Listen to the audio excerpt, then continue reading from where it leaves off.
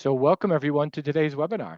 This is Smarter Grant Prospecting using GrantStation plus AI tools to streamline your grant strategy. My name is David Gates and I'm the Director of Online Education here at GrantStation. Now today's webinar is going to cover the best practices when it comes to developing a comprehensive grant strategy and show you how you can use AI tools like ChatGPT in conjunction with a grants database like GrantStation. And if you do not have a GrantStation membership, right now is a great time to check us out. Our summer sale ends tomorrow, but you can still get a one-year membership for $199 or a two-year GrantStation membership for $299, which is less than 41 cents per day. And I'll drop a link for that in the chat here shortly as well. Now, I'll be presenting today alongside Alice Ruhnke. Alice is the President of Education and Outreach at GrantStation. And before she was the president here, she founded her own grant consultancy, The Grant Advantage, where she raised over $45 million from federal, state, and private grant makers for her clients. Alice is going to lead us off today, so please welcome Alice Ruhnke. Well, thank you, David, and thanks everyone for being here. We have a lot to do today, so we're going to get right into the details. We're going to start with an introduction, talking about some of those best practices around building a grant strategy, and then the best practices around using AI ethically and effectively, and all those sorts of things. And we're going to go through 4 steps of planning your project, how you can use AI and GrantStation to really streamline your process, how you can use both of those tools to really analyze what you're doing and pick the funders that are going to be your best return on investment, and then how you can use the resources to also start connecting and building those relationships with funders, which are so important. So as part of our introduction, we're going to kind of go through what our steps are, tried and true steps with the twist of new technology. So the first step and we're going to go through each step in detail with examples of using the tools. But the first step is to plan and to really find a wide range of search terms so that you know the terms the funders are using, and that you've been really broad in thinking about your projects and those sorts of things so that you can find as many funders that fit you as possible.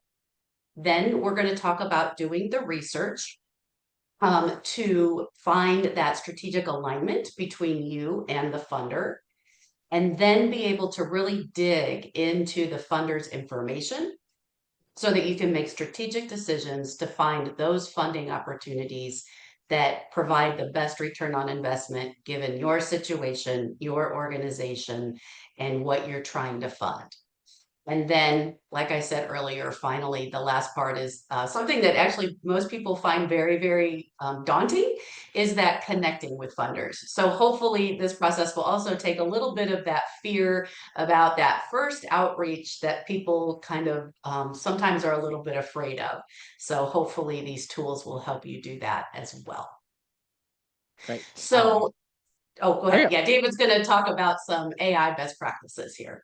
Yes. So throughout today's webinar, we're going to talk about providing source material when using AI. So I just want to clarify a little bit about this, why it's important, how you do it, when you can do it as well.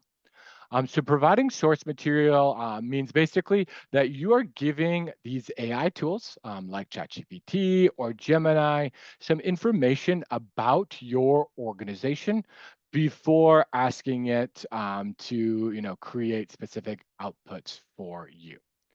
Now, this can be done in a variety of different ways. You can upload documents, you can provide website links, and we'll look at both of these options today. But this is important for a few reasons.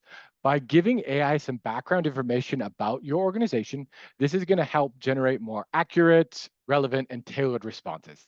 It's also going to reduce the risk of these hallucinations. So when AI is just kind of making things up in order to fill in the blanks.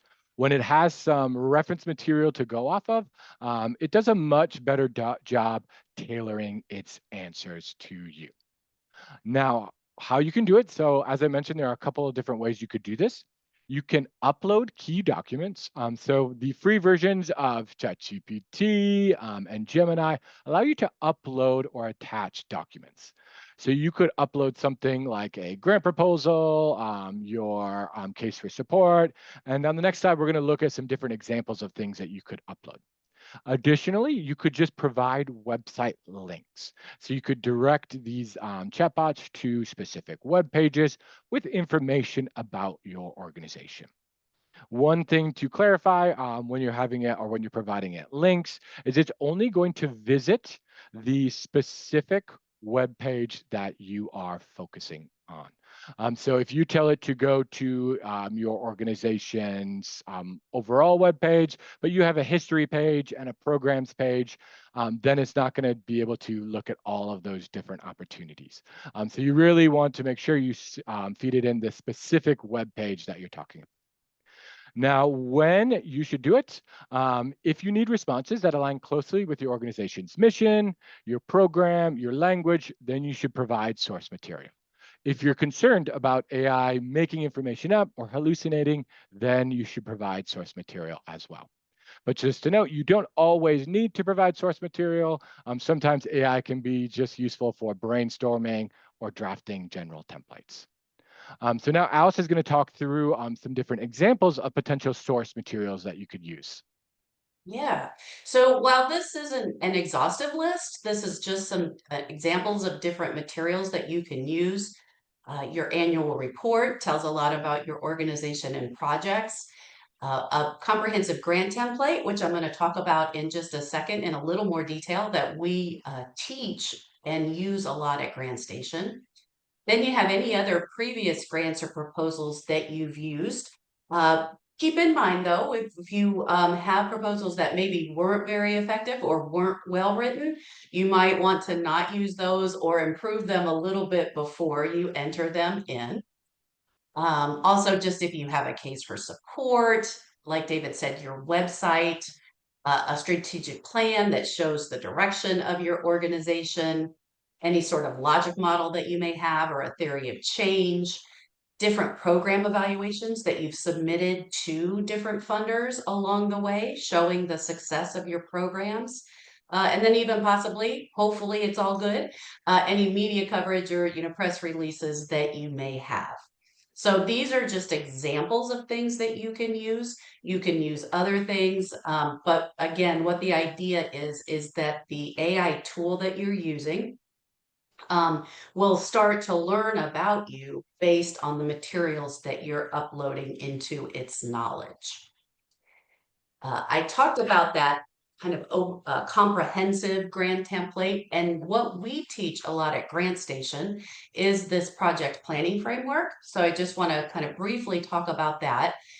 Because what this is what I find is that if you took 10 funders' RFPs or funding instructions and how they want you to lay out your grant, and you laid out 10 of these on the table, it would look like 10 funders are asking for 10 really different things. And yet 90% of everything they're asking is the same. It's these things that are in this framework. So they're asking about that need, and they're asking about what you're going to change in your outcomes and indicators. They're asking about what you're going to do in your approach and how much you do in your outputs. They're asking about your organization's background and your history of providing these services, and then obviously a budget. So what we teach a lot, kind of before AI even came on the scene this large, was to plan once through this process. And then from here, you can take this information out and plug it into the format that the different funders want to see. What AI does is just really help streamline that process. Instead of you having to do it, you can have the tool help you do that, help them take your planning and then just put it in the format that the funder wants to see it. So that's just one example, again, of something that you could upload. Um, so with planning your funding research, is our first step in the process. And I always get very excited when I start to do a funding search and I want to just go into like GrantStation's database and start clicking buttons and start seeing what's possible. But the best practice is to take a pause and to think a little bit about your project and the search terms that you're using. Because sometimes you might find that, let's say you're doing work on opioid use disorders, that you're not finding much in the databases because you're using the terms opioid use disorders, where funders are using the terms substance use disorders. So thinking a little bit about the terminology first can be very helpful. And then the second part is just really thinking about your project through a lot of different lenses. So looking at it from different angles. So sometimes we're very traditional. In this example here, we have a tutoring program for youth in foster care. And so we automatically click education, and that's what we're searching under. And that makes sense. But if you really think a little more broadly about what you're doing and the impacts that you're having, you might want to look for funding opportunities and align with funders who invest in youth services or child welfare or strengthening families.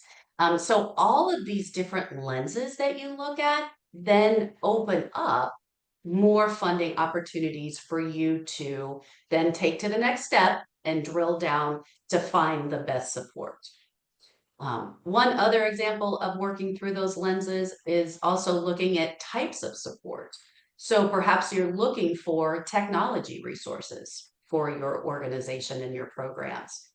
And, by doing a search, by looking at the different types of support, you come up with something like TechSoup, which is a resource for nonprofits, no matter really what area they are addressing. They provide those technology resources. So there's a lot of different lenses to go and look at your projects, and pausing at first to really think broadly is going to expand the scope of what funders are out there to support you. Great. So now when we talk about planning where you're using GrantStation and AI together, so for GrantStation has over 200 different search terms that you can use to tailor your searches. Some of these are, broader search terms, things like health and wellness general.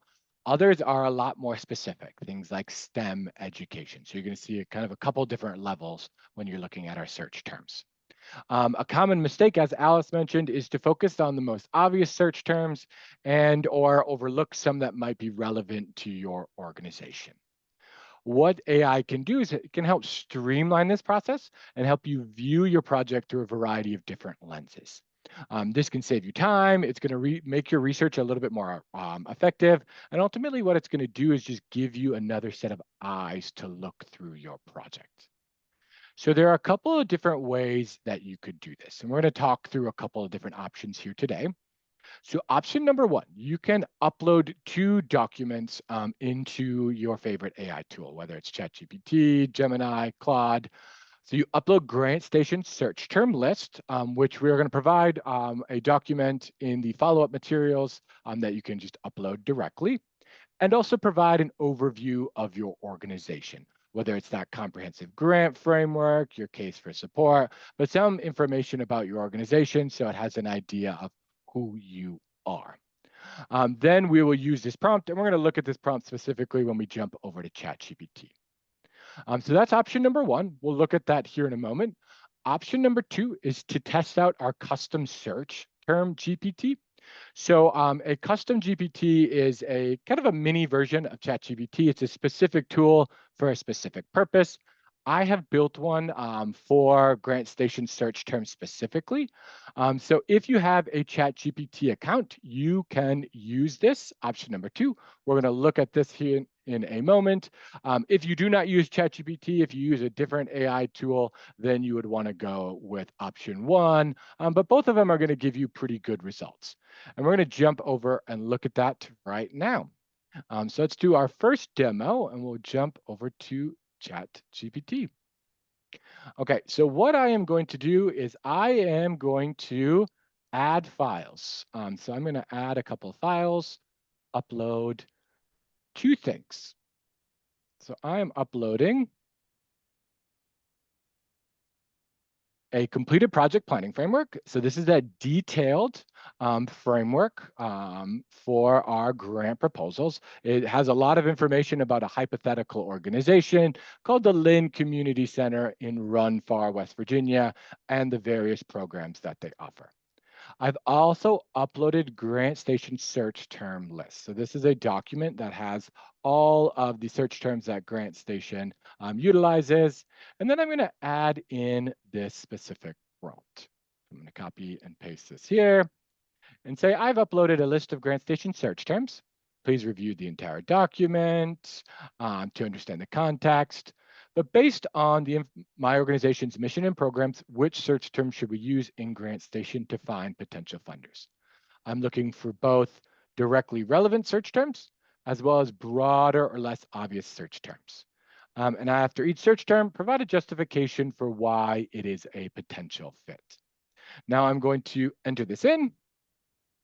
It is going to give me a little pop-up here in a second. And I'm going to get a quick answer just to save everyone's time. That's a new feature with ChatGPT 5 that just came out. You can get a longer, more detailed answer or a quicker one. I've seen similar results in both, so I'm just going to save some time here for us today. So what it did was it read about my organization. It read through those search terms, and then it's going to match the most relevant ones. So of course, we see here, education general, as we were talking, that's a very obvious search term. After school or out of school programs also makes sense for us.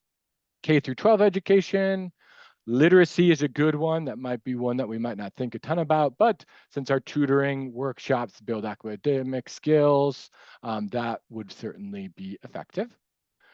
In this document, we also have things like a youth gardening program, so things like healthy eating and nutrition. We also have a healthy lifestyles program, so that's popping up here as well. We have a smoking cessation program. So it's justifying each one of these and why they are relevant. Also, rural affairs, Run Far, in Central West Virginia. That's going to be a rural focused funding as well. But then we have some more broader or indirectly relevant search terms. So this is when it's kind of looking at it through different angles. Community development, general. Obviously, we're going to strengthen the overall community. So that could be relevant for us. Employment job training or workforce development. So this isn't a workforce training program, but depending on what we're seeing in terms of outcomes, maybe we could frame it in certain ways. And that would be the things that we would think about when we're going through. Any thoughts with these, Alice, as we kind of go through? No, I think that they're all great because they really do. They're more broad than I would have thought. I've played with this fake program for a while, this fake project that we have, and a lot of these are things that I wouldn't have even thought to search on GrantStation with.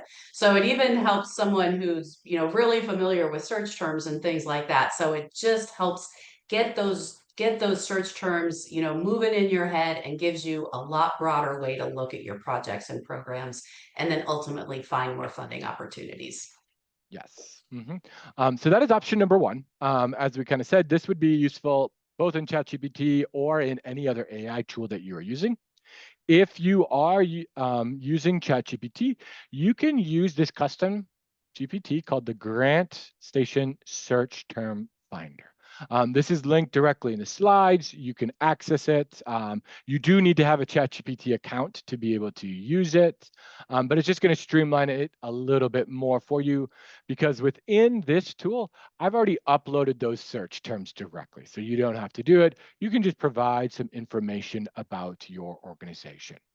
When you're using this tool, you're going to get exactly to this interface that you see, and then you can just provide information about your organization. So I am going to do something slightly different, and I'm going to have it visit a website. So I'm having it review my organization's programs and identify relevant GrantStation search terms that align with our work. And this is a real program, a shelter to soldier program that works with connecting shelter animals to veterans with PTSD. So a unique program, if I enter this in, it's going to visit that website. and then it's going to match it to our search terms. So it comes up with those obvious search terms. Within GrantStation, we have a search term for animal-assisted therapy or service dogs. Great, that's going to be, really, really useful for us. We have mental health, veterans and military affairs, animal welfare. All of those could be pretty obvious search terms for us. Alternative angles would be things like, populations, people with disabilities. This could be a relevant one for us to think of. Crisis intervention, things like social services, issues general. So those are different ways that we could kind of think through that program. Any thoughts with that one, Alice? No, I think these are all really good. I like in such a fast way how it really kind of, really opens up your eyes to a lot of different things. So Yes. this is Mhm. beautiful. Yep, so this is a tool that you can jump back to, and I'm gonna go back to the slides. And I'll just point a couple of things out here on this previous slide. When I did option number 1, there is a sample here that you'll see that you can go back and you can actually review that directly to be able to see the exact outputs that it had. And then option number 2, this is where that link for the search term GPT is. So just be on the lookout for both of those. All right, so now we're going to talk, Alice is going to talk through the second aspect, which is research. Excellent. So now that we have our search terms, we can start with that button pushing thing that I really like to do, and get into the GrantStation tool. And so what we're doing in this part of the grant prospecting process is we're just starting to build that list of leads. We're starting to find what is possible out there for our organization. We're not going into all the detail at this step for each and every funder. We're just finding where we have some alignment with different funders. And the next step will go into more detail of that investigation. But some of the things that you might, really like look at to find those, what you would consider a good lead is, obviously the alignment with your geographic area that you're serving. You can look at local funders, national funders, those kinds of things, making sure there's that mission alignment between what you're doing and what the funder is trying to do. Um, if they are accepting applications or letters of inquiry, one of the things that we do at GrantStation is in our what we call GS verified group, we only include those that are accepting applications. And that's just to save you time. That there's funders who are out there that just give to pre-selected organizations and you can't apply. So we pull out those that are active in our GS verified group to save you that time of having to find out, oh yeah, they were a perfect match, but I can't apply. Also looking at things with compatible grant cycles, given when you can apply, when you need the funds. And then just also looking with what I was talking about with the types of support, are you looking for funding for capacity building or for a capital campaign or for your projects or for operational support, those kinds of things. So finding that alignment there can also be very valuable and something that you would want to consider for further investigation. So David's going to talk about how we combine GrantStation and AI to do that. Yeah, so we're going to talk about, using both of the tools and kind of some of the pros and cons here as we go through. So you can use AI for a quick overview of the funding landscape. I could say something like, can you identify family foundations that support youth development in West Virginia? Now, using AI for your grant research has some pros and cons. The pros, it's much better than Google as it understands the intent or nuance in your mission and programs. So when you're doing some research, it's going to do a much better job than if you just type to that exact same thing into Google. The cons is the result is often going to be the funders with the largest online presence. And this is because these large language models like ChatGPT, like Gemini, are trained on publicly available content. So the funders that have the biggest presence online, the funders who are in the news, who have articles written about them, who have detailed blog posts, who have a lot of people visiting their websites, are going to be the funders that it recommends to you.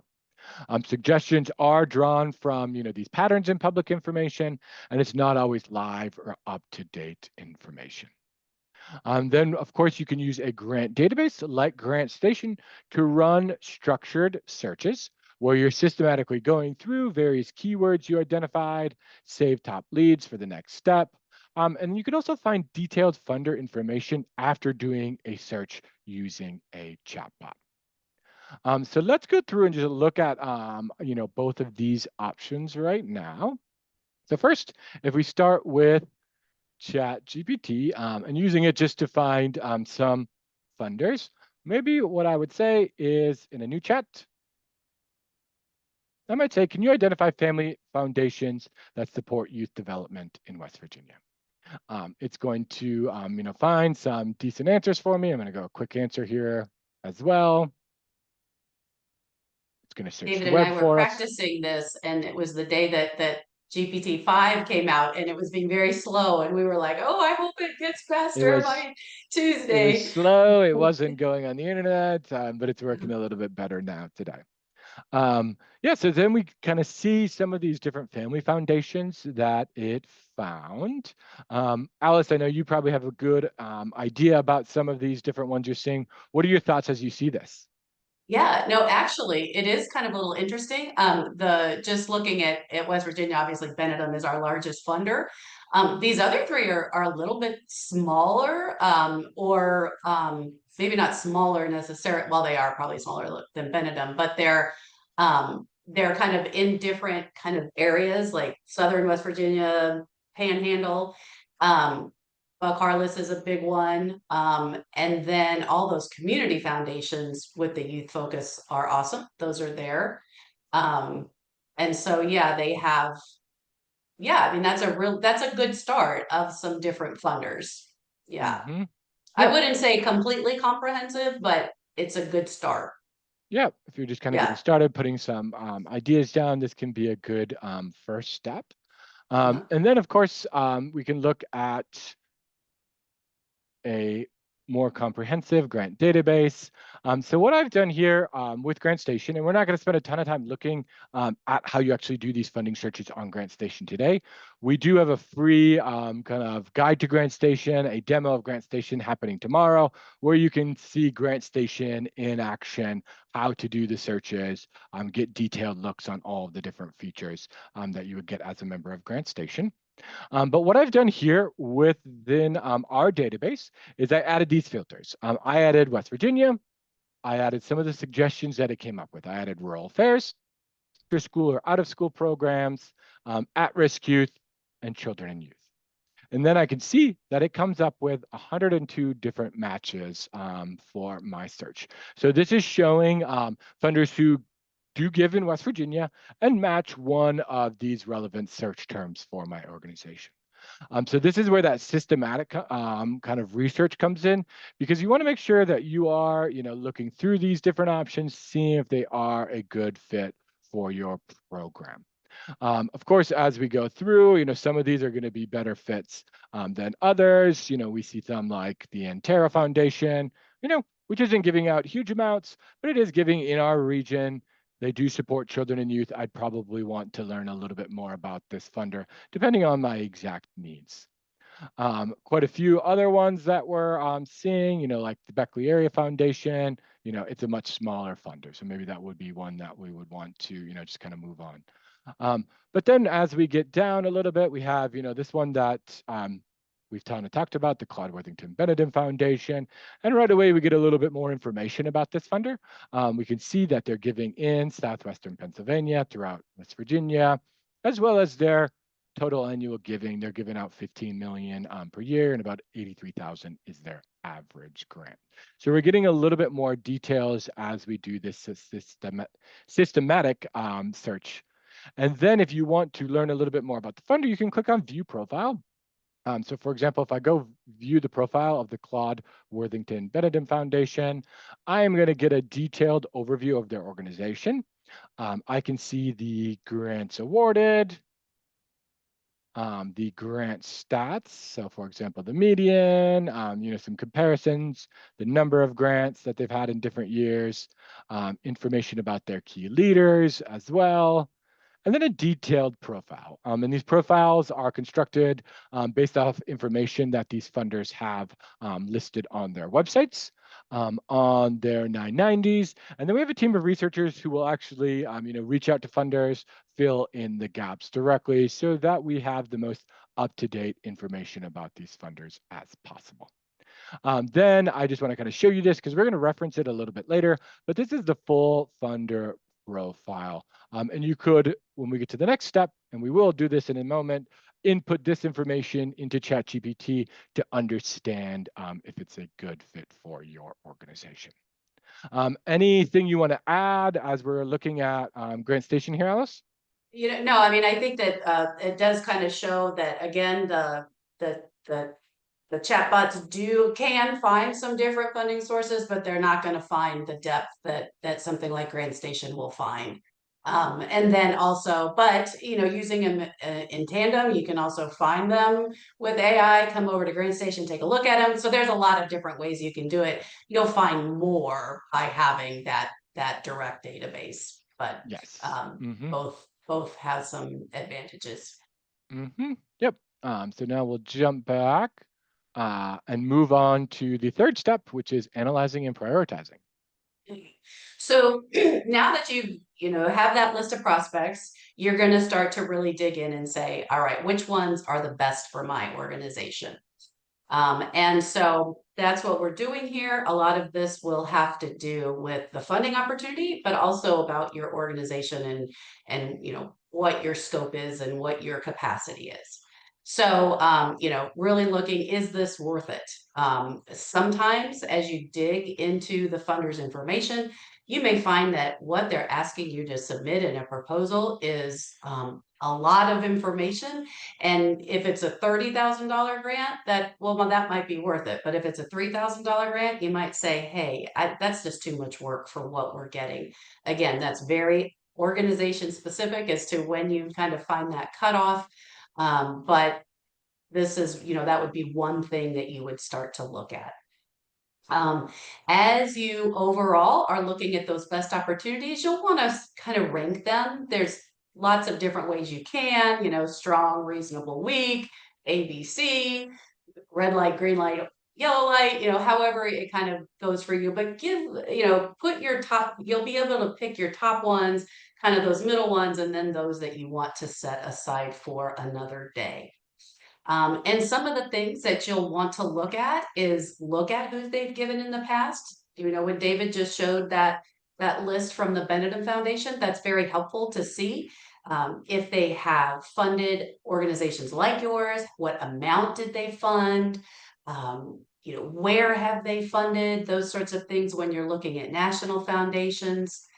You can really look into their application process. Do you have, the timing is very important. Perhaps it's due in 3 weeks. You might not have the time to put the materials together. And so that one's going to have to wait for next year. Also just looking, do you have a relationship with the funder? Can you build a relationship with the funder? All those sorts of things are all good questions to kind of answer as you're going through this process and using the things that David's going to talk about, like the 990 forms, which are their tax forms, or their annual reports, or their websites, or their funder profiles from the GrantStation resources. All those kinds of things are going to help you, find those answers to those questions. So how are you going to rank those funders? Again, there's no one answer to this. What you find very strong, another organization might not find as strong, or an opportunity that you think is very, very valuable. Another organization just might feel like, yeah, that's not worth my time. So, or I don't have the staffing at that time. So some of those funders that you probably want to put into your top category would be those with that strong alignment with the mission. And that you're going to want anywhere where what they're trying to do is exactly the area that you're trying to address through your programs and projects. And that's going to be something that you're going to want to highlight throughout your application. A moderate fit might be something that, it's a pretty simple one. It's a one pager and all you have to do is fill it out and turn it in. And even though it's maybe not the highest fit, it's fast and you can just get it done and maybe get a check in the mail. Having the funders that you already have that relationship with, that you would want to put as an A funder to keep that relationship going. And then I always recommend if you are starting in your grant seeking, that you're always looking at your local funders first. Start to build that track record there on the ground, because once you start going to national funders or federal funders, they're going to want to see that you've had that track record of success with other smaller organizations. So again, starting local is also a really good idea. And then obviously an A funder, just a competitive funder that gives a lot, that's going to make a lot of difference in your projects and programs and organization. Obviously, kind of a no-brainer that would be one that you'd put in your A pile. So now David's going to show us how to use the different tools to decide which are the best fits. Yes. So you can use GrantStation profiles for detailed summaries of a funder's priorities, their giving histories, basically what we just kind of looked at for that Claude Bennington Foundation. Also within those profiles, I didn't show you, but there's actually a link to their 990s where you can download those directly.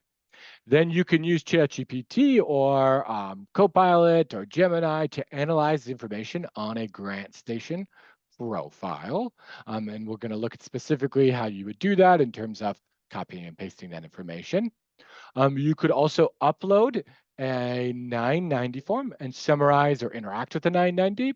One thing I do just want to note, I have seen a little bit more hallucinations than normal when I'm interacting with 990s. The reason for that is often because just the structure of the 990 isn't necessarily super friendly for an AI to read, because it has all of this information listed out, the funders, and then it has the giving in one box and the funder information in the next box. So it's not necessarily a cohesive line. It has to understand kind of what information is tied together. Sometimes it does a good job with that, other times not. So you can definitely try it out, and I'll show you a good example here, but it is just something to be aware of because AI isn't, perfect, as we all know. You could also use ChatGPT to analyze an RFP, understand, is it a good fit for your organization? Lastly, we have a custom GPT called the Grant Fit Evaluator, where you can answer a few questions about the funder, and then it's going to give you a recommendation in terms of overall fit. And we'll look at that here in a moment as well. Now we're going to go through these example prompts. I just want to show them to you. You'll get the slides where you can read these prompts, as well as click on these direct links and read situations where I've actually used ChatGPT myself. So let's jump back here, take a look at ChatGPT. Okay, so let me share this. Okay, so let's start by having it review information on a funder profile from GrantStation. So what I'm going to do is I'm going to, once again, add some source material. So I'm going to add a file here, and I'm going to add a case for support. And what I'm going to tell it to do is review the funder profile in the next message and the attached case for support. After reviewing, do you think this funder is a good fit?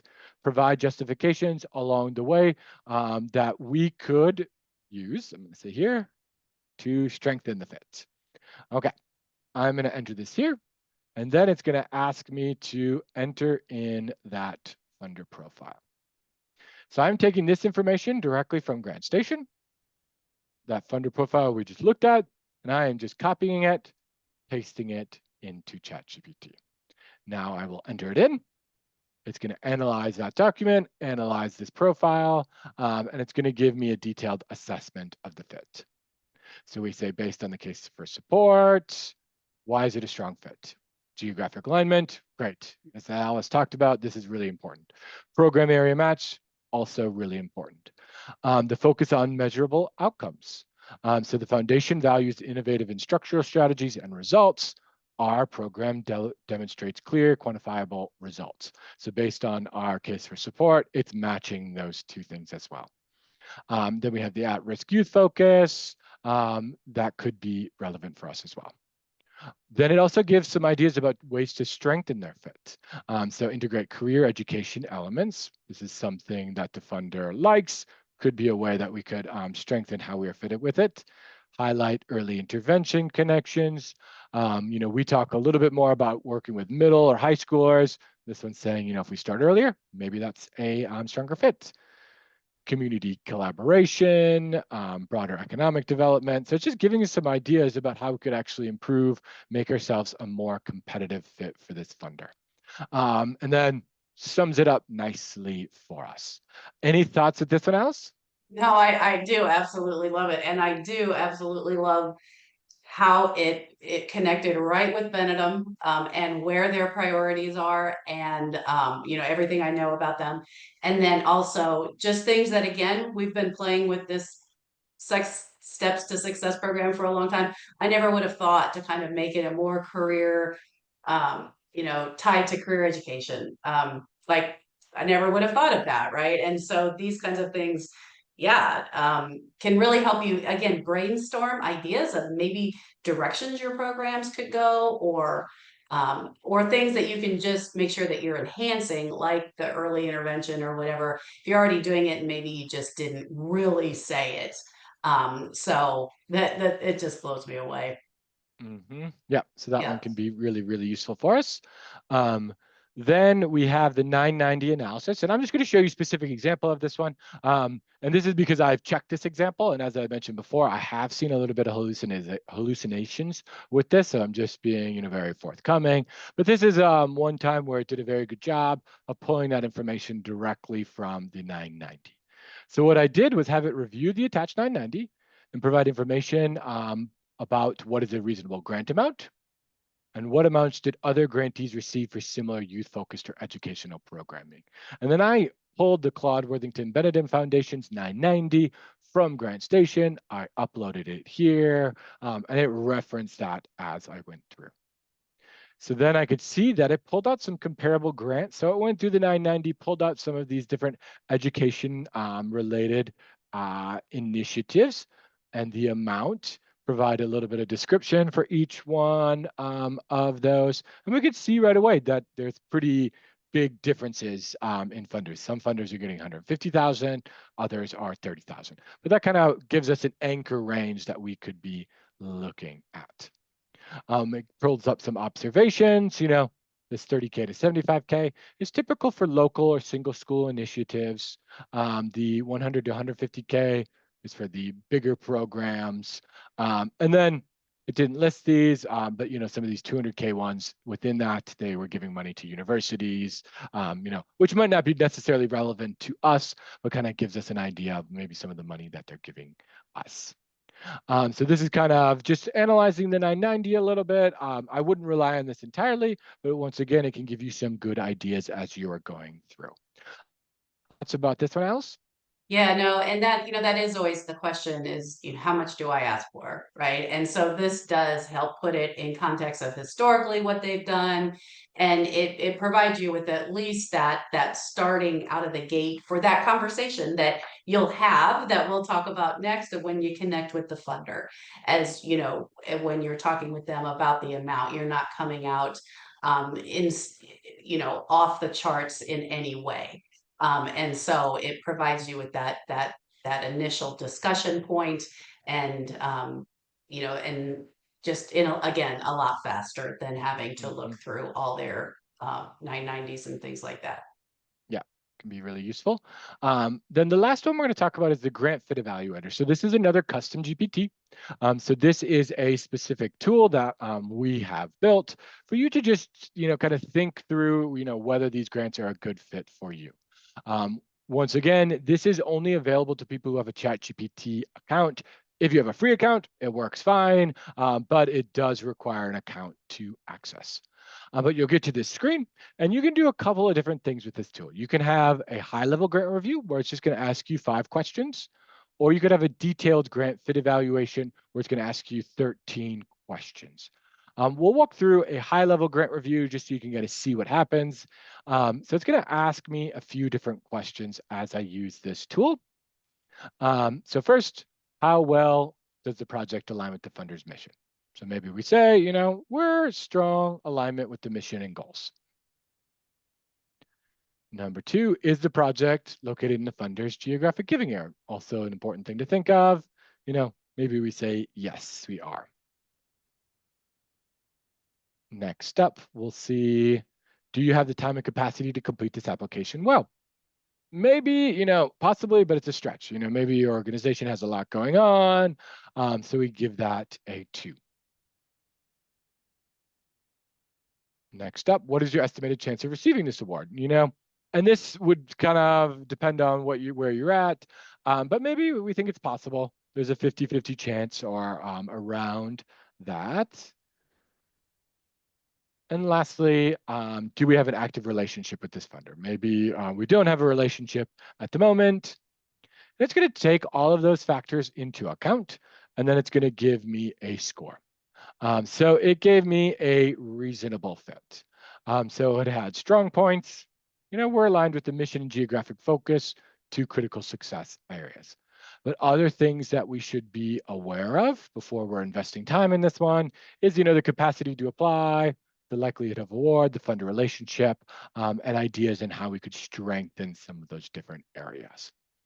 If you wanted a more detailed one, you could then do the advanced tool. But once again, this is just another way to kind of look through the project, analyze, prioritize whether or not these are a good fit.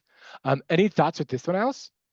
No, I think one of the thing that I always do like is when, you ask them those questions specifically about, why they gave the answer or what we can do to improve. And, again, some of them might not fit you, but a lot of are really good and will be things that you really want to consider in how you are improving your approach or your strategy or your projects or whatever. So Mm-hmm.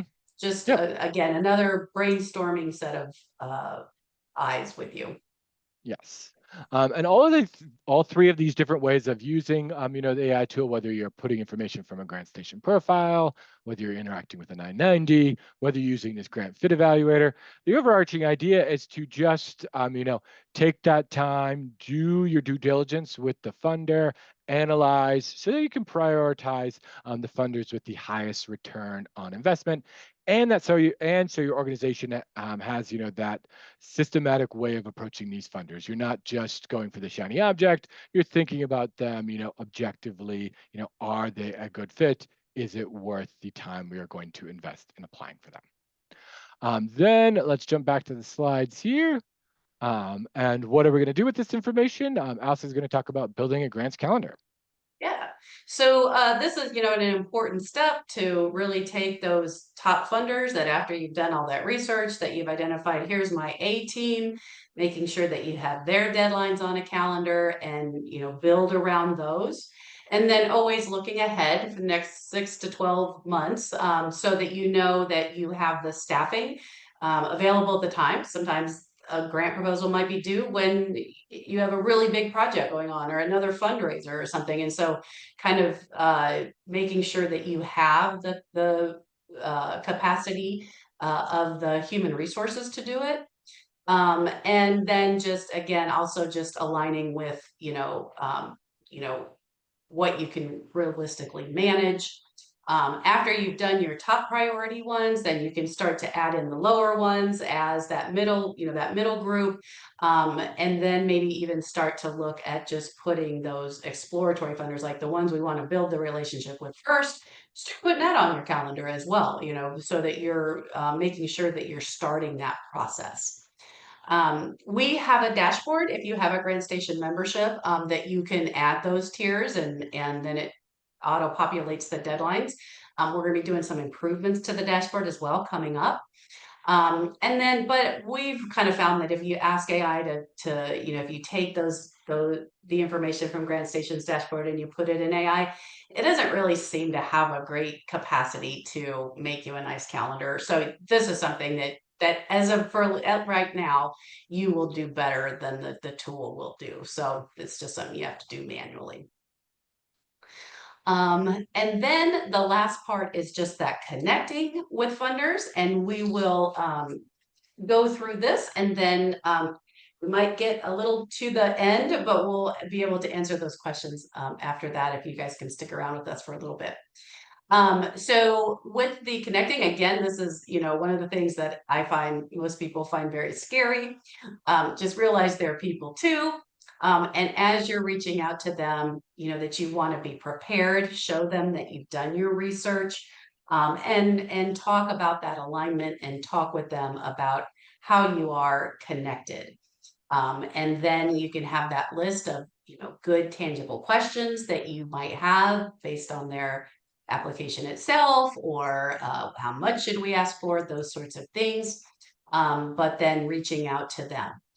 But one of the things that we're going to show you is just kind of making that personalized outreach and having AI help you with that for your first kind of email that you might be sending to them or something like that. So David's going to show you how to do that, and then we'll get to your questions. Yes. So we're going to look at a couple of sample prompts here. These are two that you can think about, and you can revisit these when you look at the slides and look at those specific samples. But we'll look at how it can quickly generate an email for you right now. So let me pull up ChatGPT one last time.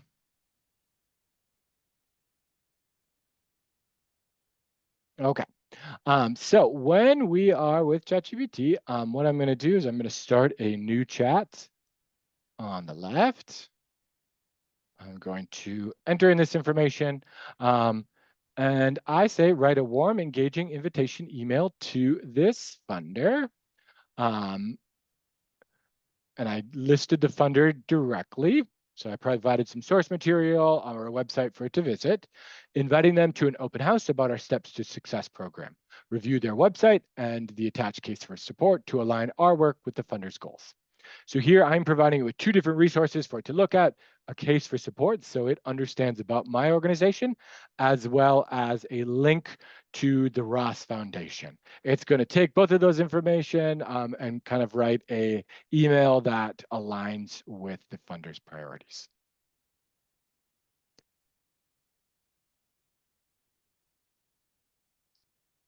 Okay. So it came up with this, gave us the framework for us.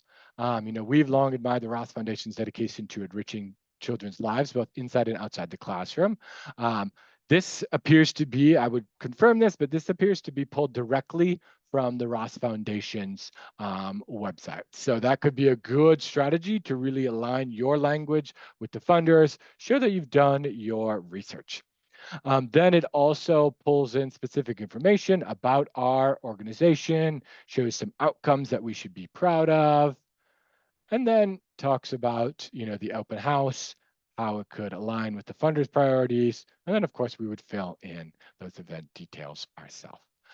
You would need to tailor this, put it into your voice, of course, but this just gives you that first step to get started and actually build that meaningful relationship with the funder. Any thoughts with this one else? No, I mean, it does exactly that. And like David said, you'll take that and put it in your own language, but it takes the most important things of making that alignment of, of taking your program, telling them about your program, and then also showing how you've aligned with the funder. And that's just really important. So but it could be also, somebody just add, that you could do this for a phone call too, as well. If you want a script for a phone call, you could Yeah, do it's a that good as idea. well. So, Yeah, just great, just to get you started and get over that fear of crafting that email, and just a great start. Yep. Perfect. All right. So then Alice is gonna wrap us up here. So I hope that you can see how these tools, especially working together, can be really important and help you throughout your entire grant seeking process. We feel that these tools don't, reinvent the wheel, that they enhance it. They're taking the work that you're doing through your source material, and they're just trying to, help you enhance that, support that, take the strengths and put them to the top, provide reasons where you can make improvements, those sorts of things. You never just take something out of AI and just use it. I mean, you're always using it as using your own information with what it's providing. And it just, that we've taught a lot about just using it in the grant writing process as well. So we've had an entire series on just using it for different things around grant writing. So again, it can be used very ethically with, other tools and your staff. And let me see what else we got here. And if you want to see more about GrantStation, we've had a lot of updates and changes and enhancements. And so if you want to see what we've done new, you can join this free webinar tomorrow. And also getting that membership before tomorrow, the end of the day tomorrow, if you need a GrantStation membership.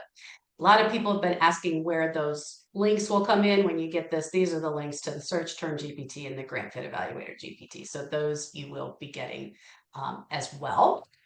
And so I think just a couple of questions that are still in there. Daniel, you had asked when will GrantStation have AI baked in?